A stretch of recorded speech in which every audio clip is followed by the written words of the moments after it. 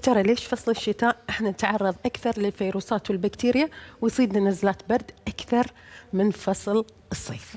خلنا اقول لكم، جهاز المناعه عندنا في فصل الشتاء شوي يصيد ارباك، بحيث انه هو يقل، وهو المفروض ان احنا نزيده بمضادات اكسده، بتغذيه سليمه، ممارسه رياضه اكثر.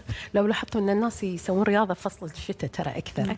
فهاي الطريقه تعزز الجهاز المناعي وتخليه افضل من فصل بس يمرضون اكثر، الصيف. حتى يمرضون اكثر لان اكلهم ما يكون دائما يكون الاكل المناسب، لان في اشياء نحتاجها من برا، وفي اشياء جسمنا مثل فيتامين د جسمنا يصنعه، بس احنا ما نعرف بالضبط الطريقه الصحيحه عشان نخلي جسمنا يصنعه. شنو هي اهم الفيتامينات استاذه خوله يمكن اللي احنا نحتاجها تكون داعمه للمناعه؟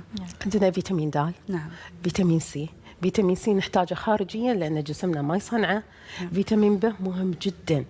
فاحنا بهالطريقه لما احنا نتغذى على هالفيتامينات هذه احنا نقدر نرفع مناعتنا وما نصيدنا نزلات برد وما نمرض في فصل الشتاء.